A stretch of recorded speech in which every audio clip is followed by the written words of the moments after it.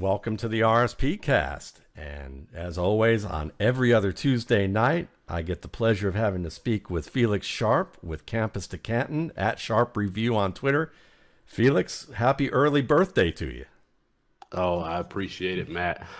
We're in the part in the season. Well, actually, any part of in season, we get so much information.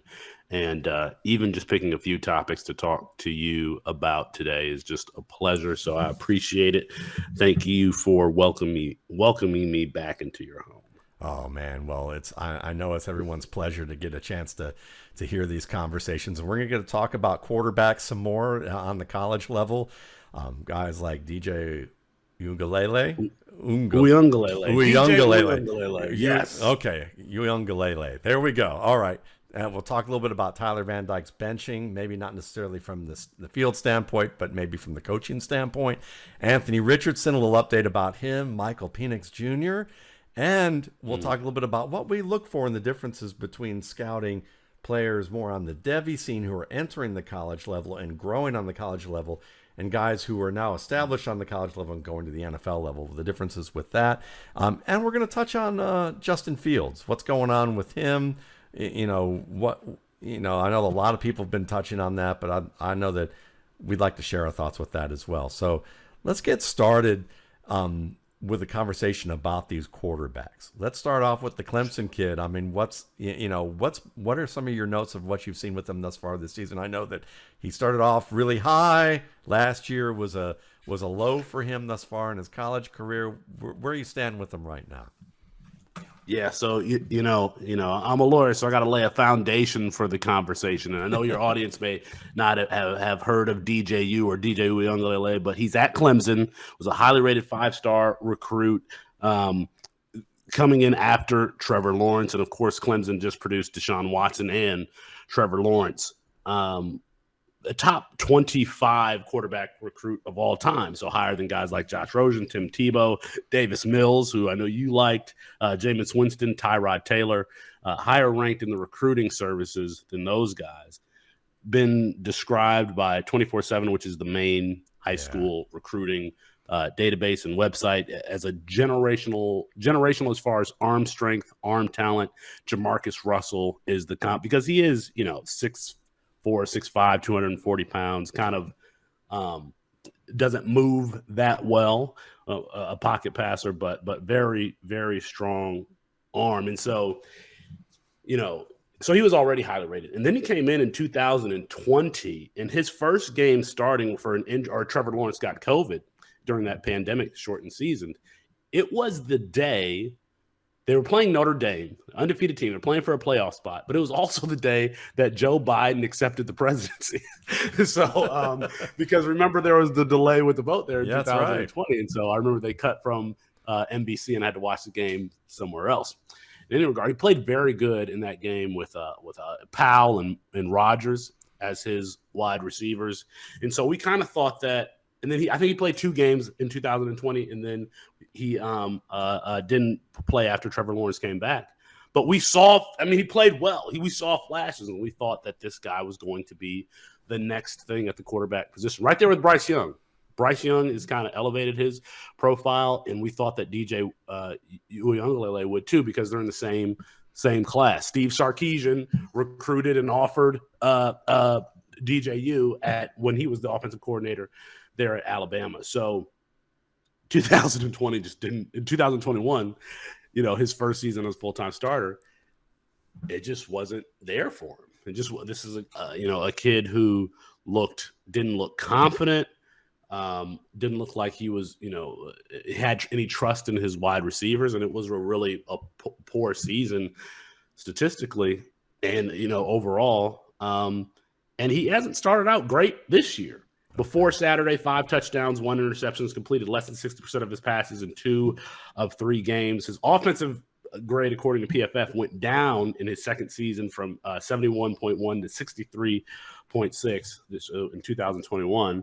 And so he was starting the 2022 season, this season, again shaky. They started against Georgia Tech. And, Matt, that the first 15 or so plays are scripted. Scripted plays where we're going to come out here. This is what we're going to run to get established. Well, you watch Georgia Tech, and with Jeff Collins, first play, they go play action, deep shot, a pass that was intercepted, but still showing confidence in their quarterback. With DJU, a player who is not a running quarterback, they're running all these QB runs, screens behind the line of script, this generational arm talent pocket passer. I'm like, whoa. So it looks like the coaches were not having a lot of confidence in him. Anyway, that gets us to this past Saturday where he had his best statistical game of the season. And I was interested to go watch this game because, from a box score perspective, I think he had like 5 touchdowns against Wake Forest. Wake Forest is a very good offense, so it's no surprise that was a shootout. And I wanted to see if we saw any progress. I think specifically in his confidence, and what I mean by that is he's a player who double clutches every throw. Oh boy, he double clutches every throw. I mean, he does the shoulder shake and then he breaks the egg and then throws it because he's just so hesitant. Tell us about breaking the egg, because I know what that means, but some of our audience may not. So explain breaking the egg. So your quarterback is in the backfield with the ball in his hands, and as he releases and gets ready to throw, he cracks the egg and he's bringing that ball back to throw. It should just be one smooth movement, but you see quarterbacks who are hesitating break the egg once, then bring the hands back together, and then do it again or multiple times. Or you'll see them do the shoulder fake, and it's not really a pump fake; it's just hesitation. Yes, it's kind of the upper body manifestation of taking an extra hitch or an extra step. Yes, or waiting an extra beat that you shouldn't. Okay, exactly. And at the quarterback position, time is everything. So you want to do things confidently, and you got to make quick decisions. So I watched this game, hoping that I was going to be impressed given the numbers that he put up, but I still see the same kind of mechanical issues. I think his base mechanics, he is 50% baseball player, 50% football player. He has I pitched too. Like he leans on his front foot a lot. He transfers his weight from his back foot to his front foot, very much like a baseball player. Kind of has a loopy wind up. And the double cracking of the egg, that's still there on way too many throws. So, every once in a while, and he's terrible off platform. We've got Zach. I loved Zach Wilson because of how athletic he was, and he would go roll out and and make these throws downfield. DJU's not very good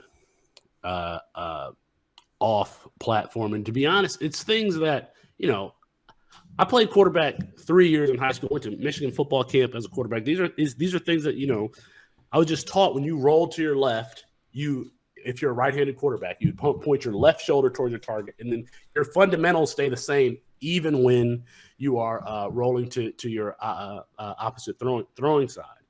And those things just aren't there. Like his feet look, again, like a baseball player. And so statistically, he had a good performance. He had a few flash throws, but if I'm in a campus to Canton league and I took DJ Uiagalelei high, which you had to do in C2Cs, I would use this as an opportunity to get something back. I mean, somebody might be looking and saying, "Hey, he had this great performance. He's back now. He's got Bo Collins. He's got Antonio Williams, 2 very highly rated wide receivers. He's going to be throwing the ball all over the place." I just don't. I don't see the upside with him. I think that the flaws are still there with this kid. Even though Clemson is undefeated, they got a big test this week against NC State. I still see the same issues with his game, and so to me, the performance is a little bit of fool's gold. Now, what if you're in a league where your co-GMs are pretty savvy, and they're saying, well, I'll take a chance on him, but I'm not paying the freight that you paid for it. Are you still willing to try and get what you can out of it? Oh, yeah. Oh, yeah. Okay. Oh yes, I'm answering that question even like just between you and I. Don't tell anyone else. Yeah. Yes. I am. Absolutely. I am stealing that. I am stealing that on every podcast. Like, I'm going to go just between you and I. Yeah, yes. I am moving off of him, and the way C2Cs work, Matt, is you have a freshman draft every single year, and you draft the incoming freshman class. So this year, Nick Singleton at Penn State, who's kind of ripping it up as a true freshman, Luther Burden, who's there at Missouri. He was a high draft pick. Those are that's the class that you draft. Your NFL draft picks aren't really worth as much because all of the draft eligible players are already selected. So I'm saying, in the C2C, if I've got DJU, I'll take a second or a third, but I don't have to get a first round pick. But I'm moving off. So are we? Where are we on Anthony Richardson at this point after his game against Tennessee? What I didn't get to catch it yet, so I want to know what's the 4-on-1 on him. And listen, I know that I've been on here. This is now my third time. We've talked about Anthony Richardson every single time, but he is a hot button issue, and I cannot keep my hand away from the stove with Anthony Richardson because he is so polarizing and he's been so volatile up until this point. Played Tennessee on the road. Tennessee, very good offense there with Josh Heupel. Matt, you probably remember watching Josh Heupel at Oklahoma. I do. Quarterback. That's what's crazy. Like when I'm watching Ken Dorsey versus the Bills, I'm like, people are going to remember Ken Dorsey as an offensive coordinator for the Bills. That is crazy. I know. He's one of the best Miami teams ever. That is crazy. Exactly. Larry Coker, baby. Yes, absolutely. So, no, with Anthony Richardson, man, I was upset after week 3 with their coach Billy Napier. When you have a quarterback who is that athletic, you have to be intentional about getting him involved in the run game. So I'm talking about I'd be running quarterback power so much, quarterback sweep so much, RPO actions even when I'm passing, something where I'm having a mesh action with the running back. And in week 3, Billy Napier was not using Anthony Richardson in the run game that way. I don't understand that.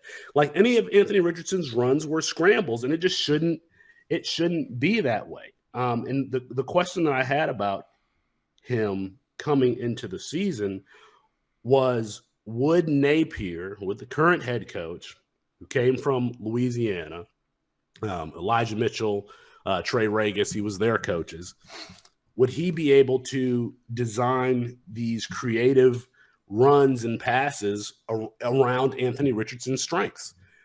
Dan Mullen, the former head coach there at Florida, was excellent at that. You would see Anthony Richardson dive his head into the back of the line of scrimmage and then back up, and some running back who was on, or wide receiver who was on a pre-motion or pre-snap jet motion was like running down the sideline open because they just lost track of him. And Dan Mullen coached Dak, didn't he? Dak and Kyle Trask. That's true. But still. Yes, but got him drafted in the second round. Yeah. So, but he's just a very creative play designer, and Billy Napier's been kind of vanilla. So I was worried about that coming into the season and kind of manifested himself. He hasn't been creative. He did in this last game against Tennessee, which was Anthony Richardson's best game of the season, incorporate him intentionally into the running game, not just relying on Anthony Richardson going through his progressions, not seeing anything open and then taking off.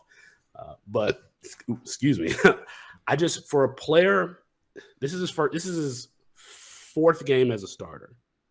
I think it's important when you have that much athletic ability to use the athletic ability as the mental part of the game catches up. Yeah. And that in the coaching staff, the play calling has been a little shaky on that front up until this point. But man, he has, and I know if he declares, I know you're going to break him down, but he has flashes. He has flashes when he makes good decisions. One of the last times I was on your show, I talked about how he needs to work on those touch passes, those passes when you've got press man on 4th and 1, and you can throw it right over the cornerback for a first down. We saw 3 or 4 of those types of throws in this game against Tennessee. Pocket passing, finding someone with touch down the field over a linebacker in front of a safety, those types of throws. So it's encouraging. He just needs more reps. Look, I know one of my favorite players to watch and to track. And so, but it makes sense. It makes sense. If you don't mind me interrupting this, it makes sense why he is because he is compelling that way. And before we go on to talk about the other 2 quarterbacks in college, this is a good segue, I think, into Justin Fields a bit, just from the standpoint that when you look at Justin Fields, you top prospect coming out at UGA, it just turns out that they opted to go with Jake Fromm at that point with the momentum that they had, and then Fields goes to Ohio State, blows up at Ohio State. But when you watched him, I remember, I had somebody ask me, are you going to do something on Justin Fields now that the Bears are struggling from a passing standpoint? I'd be curious to know what you think. So, you're going to have Mark Schofield on your show tomorrow, and Mark Schofield already did something on SB Nation about him, and I read a little bit of that, and I just kind of chuckled because I went back and looked at something that I wrote up on my site about it as well, and Mark's column is, he's having trust issues. And the trust issues are not that he doesn't trust his wide receivers, though that may be part of it too, because they're not exactly top guys from an NFL standard. But it's about trusting that they're open and letting the ball go when they should be. And that's exactly where I was with Justin Fields, where I said Justin Fields needs the Josh Allen plan. And I kind of wrote it in a way of saying, listen, Josh, it's not that they're the same player stylistically, though there's some similarities there. They're both they have strong arms. They have a lot of good mobility. They can certainly create, in and outside the pocket with their legs. And they also can attack downfield really well when they're on. But what I saw repeatedly with Justin Fields that concerned me was that he had a slow processor. And I think a lot of people, we're in a time and where, quarterbacks, especially over the past 40, 50 years, and it's just starting to get to the point in the past 10 where we're literally starting to, look at people sideways when they say that black quarterbacks don't have the mental aptitude to play the position. We still see echoes of that in code language or in language that whether you call it code and intentional or it's unintentional, but it's still there's still something underneath that surface there. There's lots of ranges of where you could go with that are probably true depending on the person who's saying it, and we don't know unless we do psychotherapy on that person. We have no idea. So, but the point being is that now we're at a point where that's not the norm. But so when Justin Fields got talked about and people started to criticize him, when you criticize without nuance, it can easily look like he's not smart enough. Justin Fields is plenty smart enough to be a very good NFL quarterback.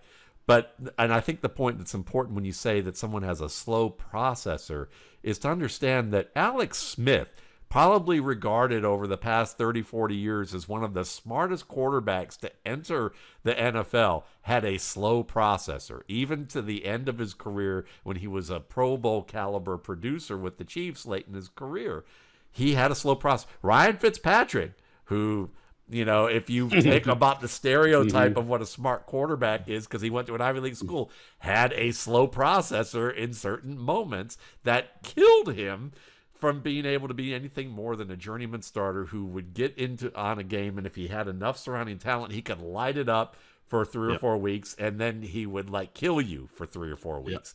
And Yeah. that's where Fields was. Same with Josh Allen. Josh Allen has a slow processor at times. And what you have to understand about that is it's as you described very well with DJ Uiagalelei. I think I got it close. But it's that difference between identification to action. And when you hesitate in key moments, those 3 or 4 plays make a difference for you. And where I think, from my perspective, Felix, I feel from what I've seen with him is that the Bears aren't doing him a lot of favors right now, because a lot of the routes that at least I'm seeing are vertical routes that break to the boundary or break back to the quarterback. And those are routes where you have to hit it right away. When you have a route like that, you have to anticipate and act immediately. You cannot hesitate or the defender recovers. Whereas with Josh Allen, when we watched his development, when Dable got in there, lots of crossing routes at various levels. And those crossing routes give you multiple windows to hit the receiver. So if you miss the first window, that's okay. There's 2 or 3 other receivers who are going to give you 2 to 3 more windows. If not the same receiver you were looking at, if you've got to buy a little more time, you might still have between the middle of the field and the flat to hit him if you buy some time. And that kind of says, we're going to help you out. We're not going to demand you to be Matt Ryan at his peak, where he could hit Roddy White on a 3rd and 17 out in double coverage because he was so automatic with hitting it. Even if he didn't have a great arm, he could do that with that anticipation and that quick identification to action. Or Mahomes could do that now, or a lot of players who have that skill. But then as Allen got more confidence, they could incorporate more of the routes that he wasn't as skilled at before, and because he's got more confidence in his game and knows what to see and what not to see. I think that we're not seeing enough of that with Justin Fields, and as a result, he's asked to do what he's not particularly strong at, and then what you see is hit or miss, where you're going to see these great plays where he breaks contain and he throws it across his body to a wide open player in the opposite flat, but that's a play that happens once or twice a year. That's not a play that you want him to be able to hit plays 6.5 to 7 times out of 10. And that's a play that's going to happen 1 out of every 50 opportunities that you're even going to have an opportunity like that. And you may hit 1 of them all year. That may be great, but that doesn't win ball games. So that's my concern, is when you look at a guy like Richardson, and see the way you described it just reminds me a lot of Fields, because it's give these guys, understand who they are, and give them. Lamar Jackson had it great that way, because they understood who he was. They said, we know you can throw in the middle of the field. We know you're great in the pocket. Use your legs to set up what else you do, because if you're not good at the vertical route, the vertical routes with lots of velocity, well, let's use your legs to stretch the field that way, and then enforce that to set up the middle of the field throws. There's ways to do this that don't have to be, you have to be the everything quarterback right away.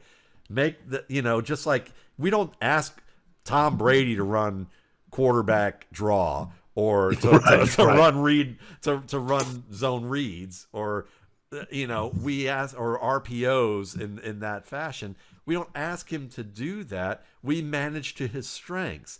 People need to understand that running the ball isn't a weakness. It's a strength that you have to learn to leverage. And I think if they do that, Richardson could be well on his path. Fields could get back on that path. But right now, that's why they're polarizing, because their offenses are putting an anchor around their waist. I love you thinking of the Bills, how they developed a plan for Josh Allen. They brought in Emmanuel Sanders. They brought in Stephon Diggs. You mentioned Ryan Fitzpatrick. His best season was there with the Jets, who they have Eric Decker and Brandon Marshall. So if you're a slow processor, those 2 guys can give you a ton of confidence. What have the Bears done? with Justin Fields, who has the same. It's funny when your favorite evaluators all say the same thing about a player, because yourself and Mark Schofield, but also Jordan Reed, who's the draft network at the time when Justin Fields was in college. Now with ESPN, he called Justin Fields a perfectionist, essentially saying that he's kind of robotic in the way that he goes through his progressions and is not necessarily instinctive. So I mean, you all are saying all the same things, but for some reason, the Bears haven't caught it. And it's unfortunate.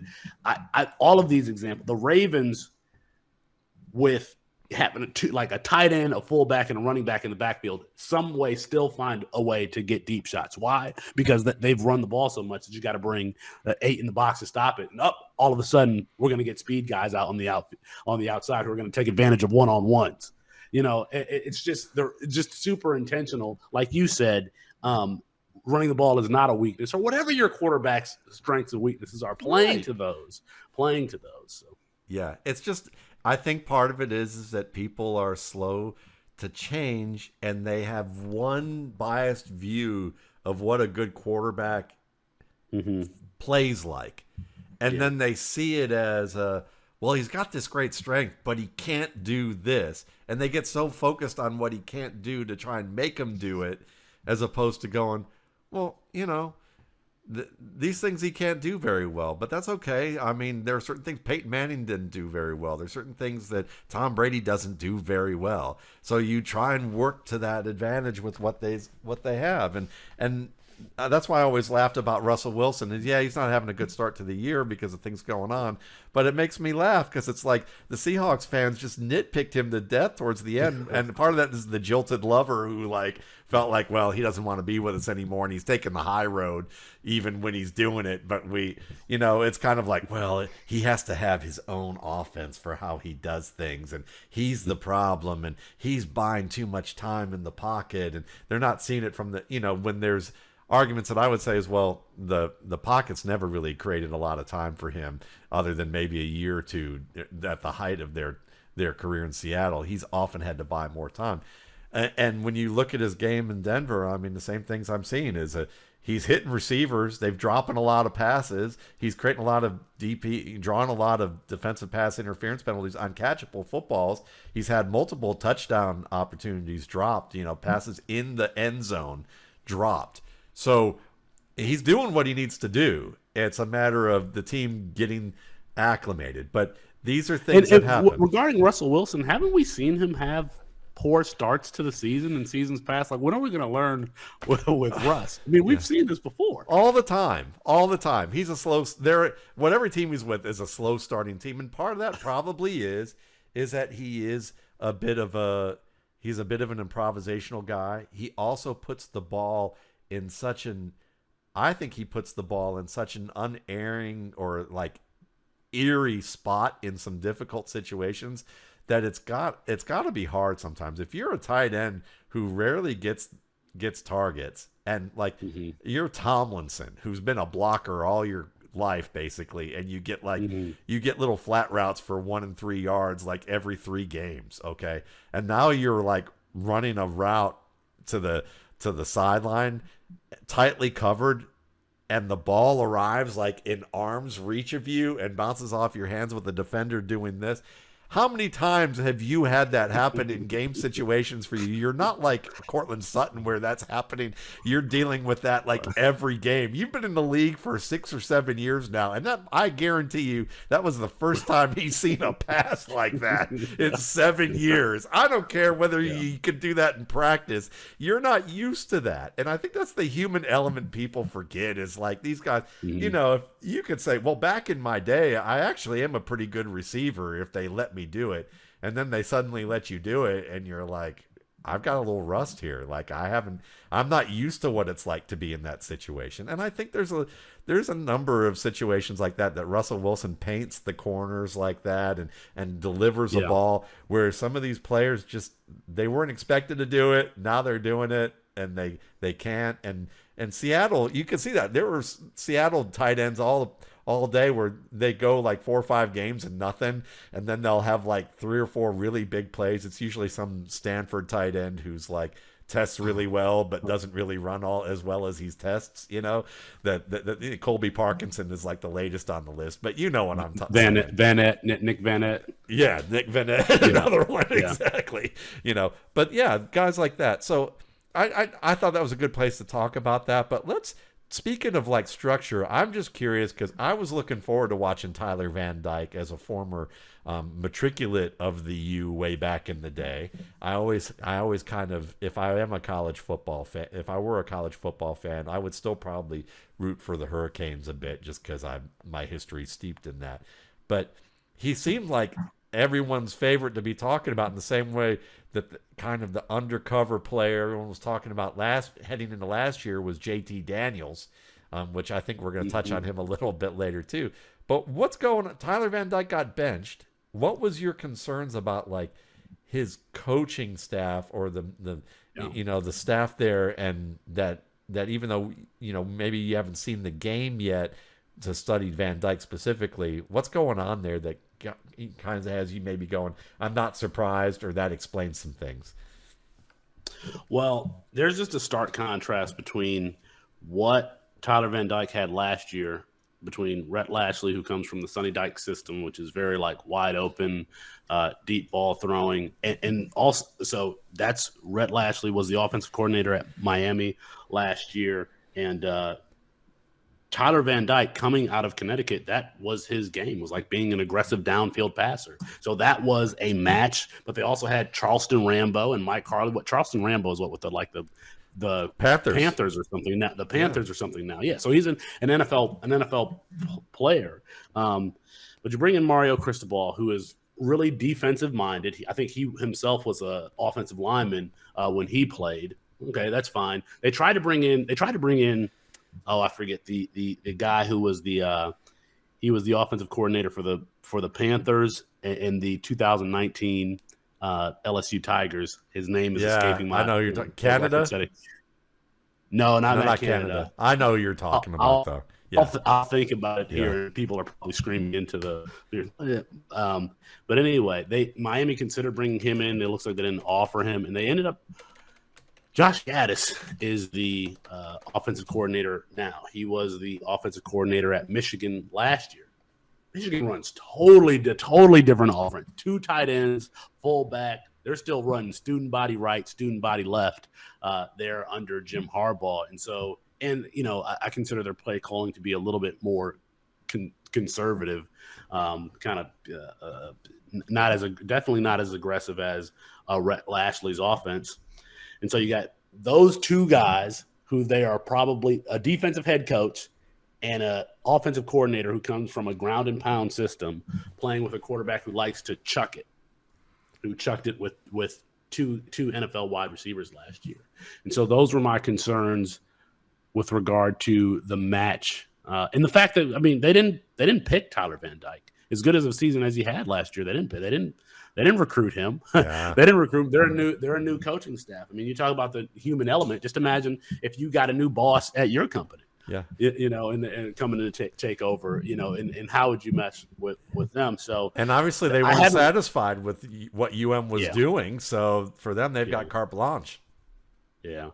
So he was benched on Saturday in favor of Jeff Garcia, who was a highly touted quarterback recruit in and of his own right.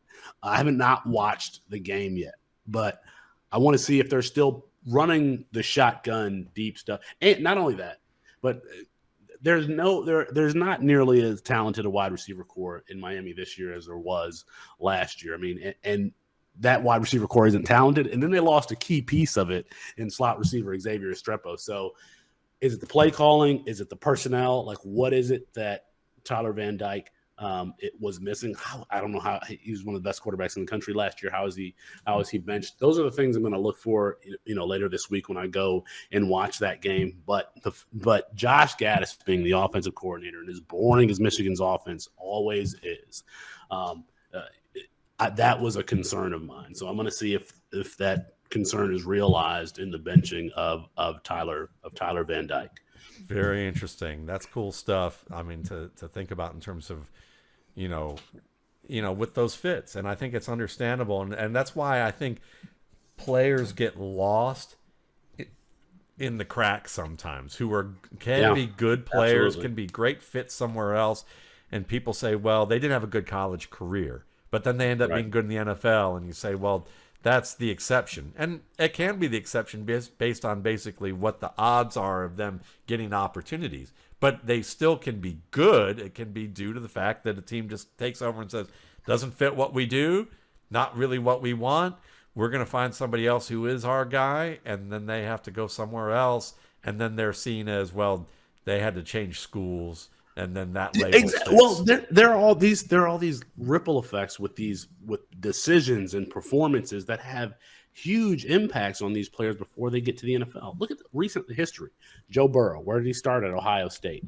Justin Fields. Even last year with Jameson Williams. If Jameson Williams had not transferred from Ohio State late in 2021 to Alabama, you wouldn't even know who he was. Yeah. And he ends up being the 12th overall pick in the draft. Yeah. I mean, that's one of the things that I actually love about the college game in prospecting and following these players' trajectories is tracking those ripple effects and what effect it has on that player's journey. It's really no small thing. It's no small thing. Well, let's talk before we get to our last quarterback. Let's talk a little bit about the differences between scouting, developing young college players and pro prospects. Because a good example, I mean, one of my first experiences in a Devy league is, I'm in a Devy league right now, and let me see if I can look it up, because I'll just give you an idea of some of the players on my roster. I've won a championship in the. This is a different kind of league, though, Felix, where it's the players that are on our roster, after, like, Kyle Posey's in this league, Ryan Riddle's in this league, our players get 5 years in the NFL, and once they've passed their 5th year, and I think it's only, like, some of them only get 5, most of them get 4, they're no longer allowed on any roster. So you only get, and then you have a Devy draft and a rookie draft. And the Devy draft is basically one freshman, one sophomore, one junior, one senior. And then the guys who didn't get picked from that draft each year go into the draft pool for the rookie draft the following year. So, to give you an example, I had, my winning team had guys like Mahomes and Cup and Kamara on it, and, things like, and players like that. Guys who are still, guys who I've drafted recently include, Jefferson. Let's see, who else have I? Devin Duvernay, Jerry Jeudy. We've got IDP players, but like I picked back in the day as my freshman, I picked JT Daniels because I'd never see him. I don't have time to look. What I looked for was who's a guy who's a top-rated prospect coming out, and I didn't have my chance at guys like, I don't think Bryce Young that was a year later, but like I looked at Daniels and I thought, okay, I looked at like Lindy's, I saw what they had rated him, and they talked about him being a top prospect, came from a top program. There was a lot, high school wise things that I liked. And then I got to see him for the first time late in his sophomore year against, with Georgia. And I'm like, okay, aggressive. I like that. Seems to be pretty good in the pocket. Seems to have decent placement on the ball. But the arm is suspect. I'd like to believe it's not. But the arm isn't like quite that great.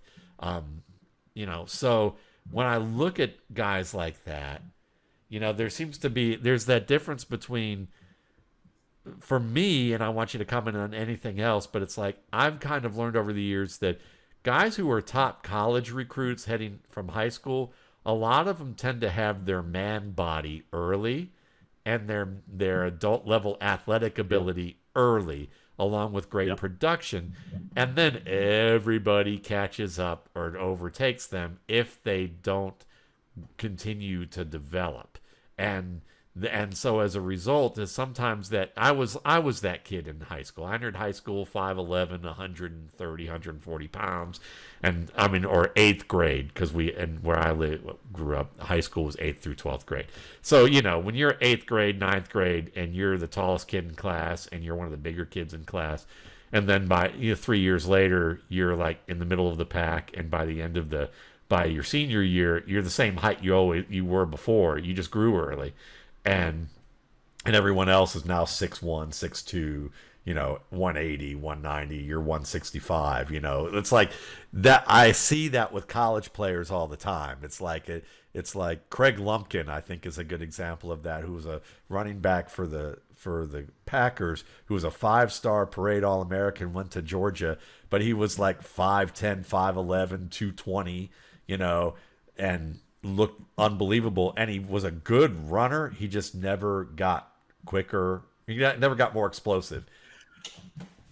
Yeah, I mean, DJ Uiagalelei, I think, is a perfect example. Master Teague was the top-rated running back in his class. He's now. I mean, well, he was cut from the Steelers. Yeah, there are examples like that up and down the spectrum. And no, you got to either come in with outstanding athleticism so that they don't catch up to you giftedly, and I think Nick Singleton is probably that example on that spectrum as being just super athletic. But you got to get better. Saquon Barkley is a good example. Saquon Barkley was a 3-star prospect, ran a 4.66 and 170 something pounds, I think. Yeah. I mean, Justin Jefferson ran a 4.78 going into LSU, and was not the top-rated kid in his class, even there at LSU. Yeah. So Josh Allen was like and Carson Wentz, and I think Aaron Rodgers were all like short and undersized, and then had growth spurts. Yep. Trey Lance's only offer, I think, D1 offer was to play, I think he got an offer to walk on as a safety at Minnesota. Yeah. So from a scouting perspective, it seems like it's more challenging to scout the college guys because of that unknown factor of growth. The massive amount of growth that's still there for them relative to the NFL, where rarely do you see guys have that level of growth, between like 22 and 23, 21 and 22. But 18 to 20, that seems like you still are. That's like the difference still in for some people between 14 and 16. Yeah. Yeah. I mean, Jahmyr Gibbs, who's a top running back in this 2023 class, has the athleticism, but comes in at 185, or so the question is he going to get to 200 pounds? I'm still not sure if he's there. I mean, they list him at 200 pounds there at Alabama, but he might be barely skipping. He might have a feather on that weight scale to get him there. But you know what, Matt? Next year, for your Devy draft, you're going to have a free copy of the Campus to Canton Devy draft guide, and you're going to be set. You're going to be set. That's good, because right now I've been relying on my own devices, which is like late in the game after I do the RSP, and I'm going, all right, Kendall Milton, I'm hit or miss. Like Kendall Milton, I was high on him. I had a chance at Bijan Robinson. I took Kendall Milton. Not probably a good idea, though. I like Kendall, but who else was there? Marvin Harrison Jr., I think that one's going to work out okay. Mm-hmm. Nolan Smith, I think that one's going to work out okay. Mm-hmm. JT Daniels, not so sure about that. Well, if I can just plug our rankings here. Again, at Campus Canton, we have a freshman and supplemental draft guide. We have a Devy guide and a CFF guide. Anyway, in our Devy guide, we had the number 2, according to 24/7, the number 2 running back in the country was Emmanuel Henderson. A 6'2", 190-pound guy who you watch his high school tape, and all they did was use his athleticism, run him on jet sweeps, sweep everything to the outside. I'm like, this guy is not really a running back. And so we had him, I think, in our second or third tier, not near the being the top running back in the class. When we released our guide, I got put. How can you guys have Emmanuel Henderson ranked as lowly as you do when he's a 5-star running back going to Alabama? Well, where is he playing at Alabama now? Yeah. Wide receiver. He's not playing. He is no longer in the running back room. So, kudos to you guys. We take the principles that we would apply to, just evaluating the rookie class going into the NFL. We kind of apply those same principles to the freshman class coming into college.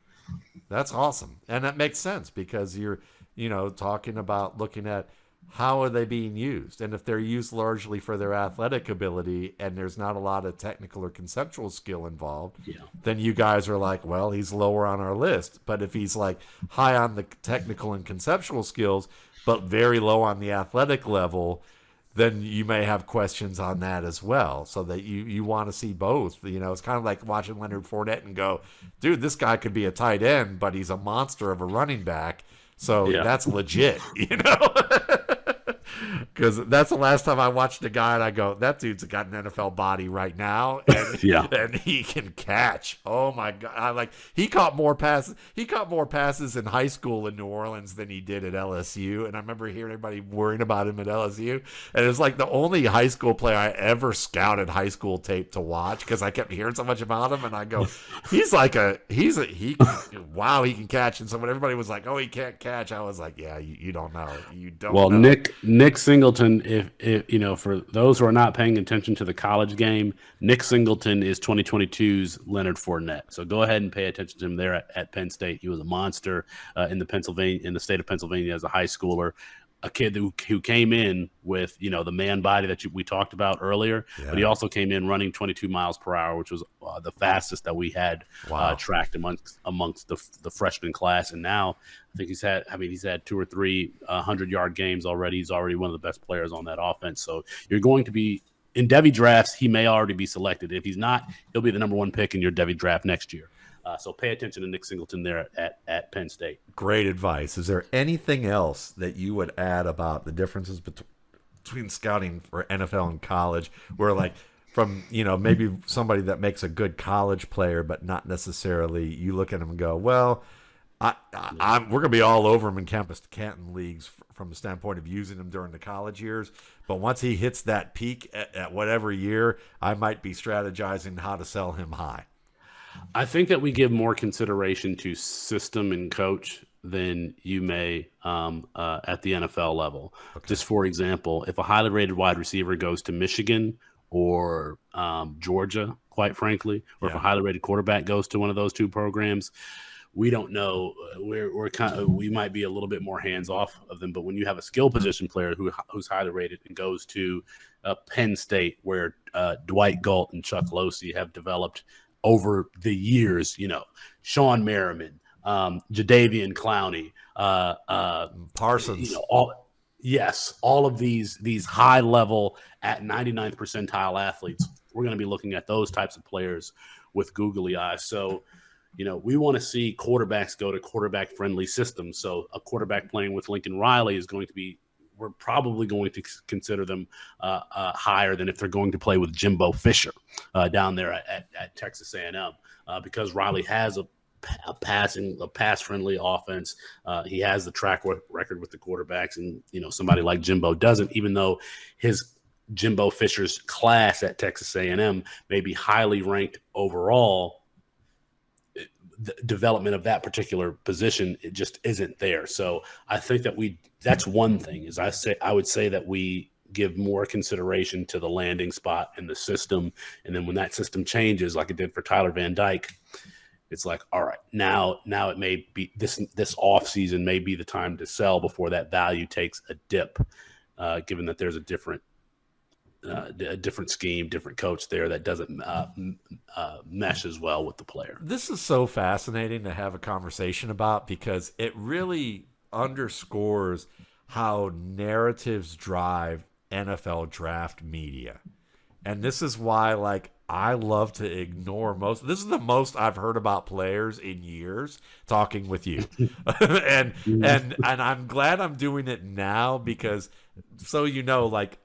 I trust what Felix has to say and what he goes on, but I've learned in my years to now to have conversations where I just kind of I have my process set so I can listen to it and entertain it, but also know that if I'm confident enough in what I see that right or wrong with what I think, I'm still going to go through my process and form my opinion based on doing that.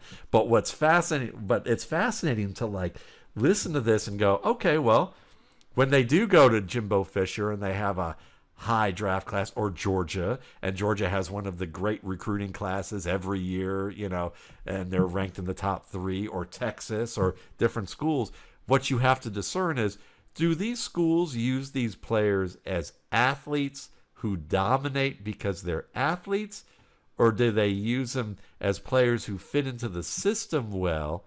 And which positions do that well? Because I've kind of intuited that myself. Like, I'll look at Alabama quarterbacks, and I'll find that it's not logo scouting necessarily, but I find that year after year, I still evaluate them as if I don't care what school they went to. I'm looking at them on my criteria, but I find more often than not, there's a lot of these players who I go, wherever school they're at, I go, well, this guy's an athlete, and they're just expecting him to out-athlete people. They're scheming everything to him to get the ball in his hands early in space. They're not asking him to run a lot of the route tree. He's not facing press. He's not dealing with a lot of option routes. He's not asked to diagnose a lot. So maybe he can do it, but there's a lot to prove here. So that's a big concern compared to someone like Jerry Jeudy, who I look at and go, he may not be the next Antonio Brown. I didn't believe that. But I think Reggie Wayne, could he be in that archetype of player and aspiring for that? Yes. And then you see that very early, and you see how he plays, and you go, that's a guy who has NFL caliber technical skills, mm-hmm. and the athletic ability, maybe that's oversold a bit, but it's still good, more than good enough in the NFL.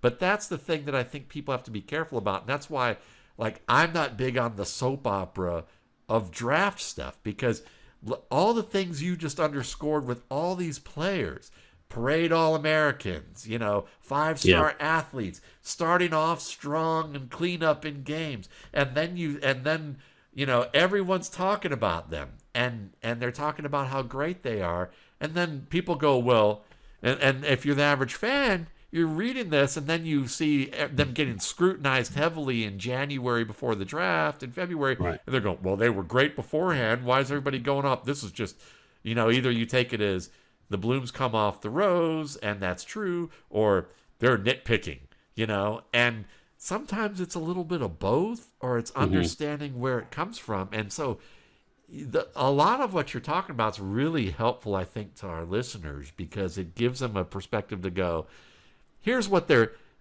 about.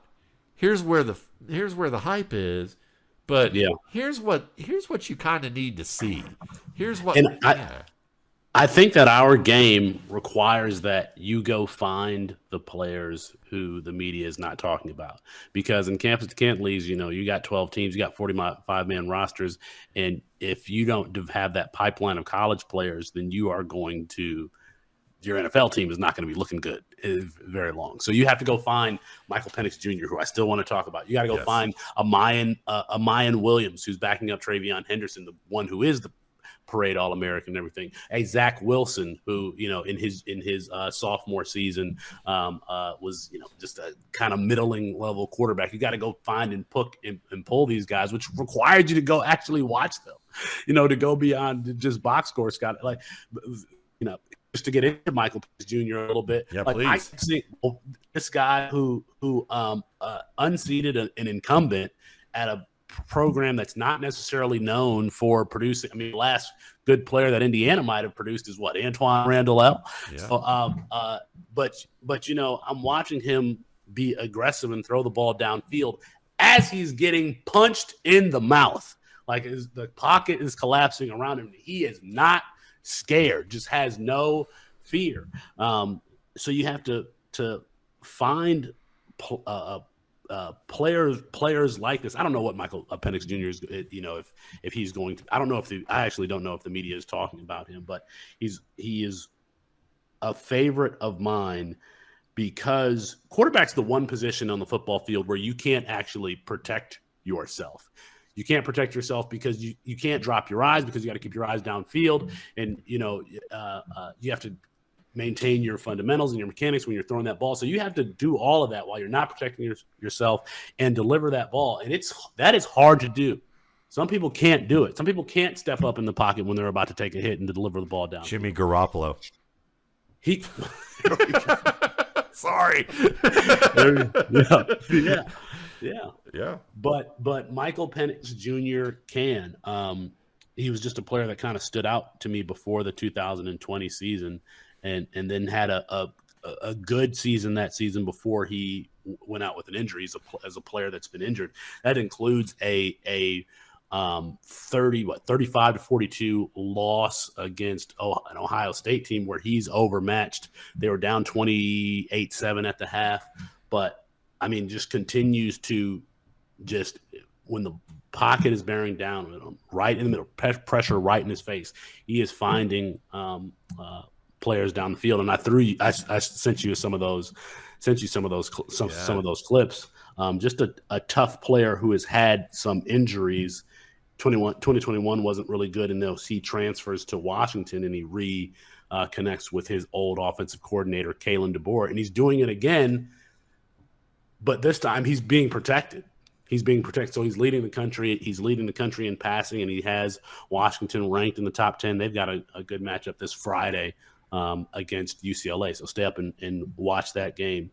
But yeah, that's fantastic. Yeah, I mean, you've got to go find players like Michael Penix Jr. that people aren't necessarily talking about around the country, but you say, hey, this guy's, Indiana's overmatched when they play Michigan, when they play Ohio State, but this guy is giving this team fits. This guy is giving them everything that they can handle, and is being consistent. Well, somewhat consistent with pressure all around him. So I mean, I think that he's got some skill. And that's the cool thing, is that you have to understand that, you think about draft media not knowing. I mean, Logan Thomas was a top-ranked quarterback the beginning of the season, and then was, basically drafted in day 3 by the beginning of the year. And that happens every year. And that's the whole thing. That's, it's important to be able to talk about players, but no one can realistically alone can watch underclassmen and the upperclassmen and go, I can tell you, I mean, listen, I mean, and I'll give credit to Dane Brugler. Dane Brugler does fantastic work, but at the same time, he would be the first to tell you, when I have to give you my draft rankings, in May for the following class, they're going to change a great deal, because eventually you're going to see players that, and you're going to, I talk to Chad Ryder on a regular basis at NFL.com, and he was basically Dane Brugler's predecessor at CBS Sports for a long time.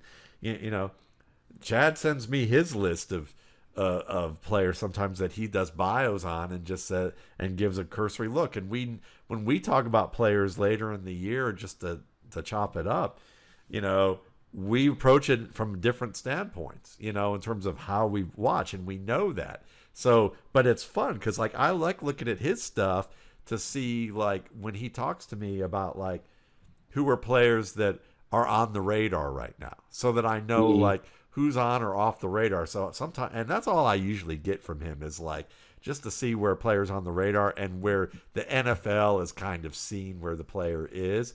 And that's only been recently that I've seen some of that. So it gives me an idea if because sometimes I'll watch guys, and there were many years where I'll watch players and no one's talking about that guy, and I'm going, I really like this guy, and everybody's like, who? And sometimes they're still going who right now, and then sometimes they find out later. But to me, Christopher Brooks out of the BYU running back out of Cal. Yeah.